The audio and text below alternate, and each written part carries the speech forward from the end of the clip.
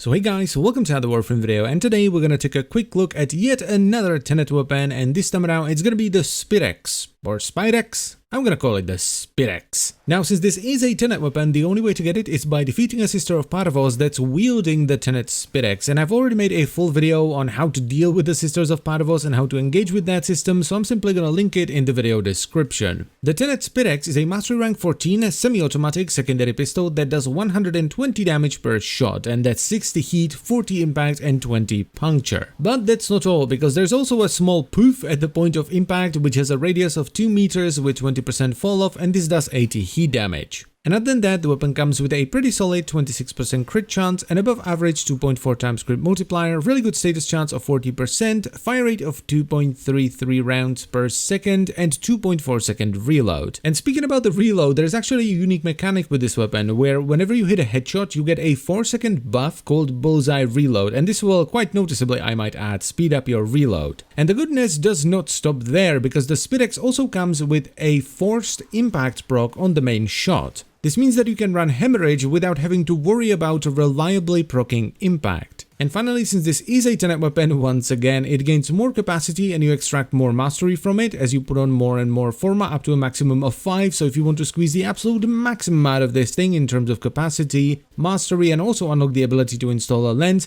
you're gonna have to put on 5 Forma. But honestly, 2 Forma is gonna be more than enough, which is gonna be 2 additional Vs since the Spirex comes with 2 Vs as standard. So we're gonna run Hornet Strike for damage, Barrel Diffusion for multi-shot, Prime Pistol Gambit for critical chance, Prime Target Cracker for critical damage. Then I personally like to run Stunning Speed myself for some extra reload speed and status chance, but this is very much a flex slot, so you can put in whatever you want. Then we have Hemorrhage, and this is actually the reason why we're not running Lethal Torrent, because without Lethal Torrent we're actually below the cap of Hemorrhage, so we actually have a 70% chance to proc slash on an impact proc. This just plays really well with the forced impact proc on the weapon, and it damn near guarantees a slash proc on every shot, because thanks to Barrel Diffusion we're always firing at least 2 rounds and sometimes 3. So it's definitely worth sacrificing that little bit of extra fire rate and multi-shot from Lethal Torrent. And to top it all off, we of course want to get some Viro damage on here, so we're gonna run Frostbite and Pistol Pestilence for Viro and status. Also, if you have secondary Merciless or Deadhead, simply put them on, because both of them are gonna add a lot of damage. Now, this is one of those weapons with which I actually have to restrain myself in the simulacrum, because a single crit to the head can easily take down anything you hit. That's how strong the slash procs from this weapon are. I deliberately had to not fire at maximum fire rate so I can actually show you the damage over time and not just kill the enemies with the upfront damage. Now, one thing to bear in mind here is that the explosion is kind of secondary. It doesn't do the majority of the damage, and it's also pretty small, so don't treat this like an explosive weapon. Treat the explosion as more of a bonus than anything else. It's definitely nice to have though, because every now and then it will splash onto a secondary target, and if it's a weak enough enemy, it will just straight up one-shot them.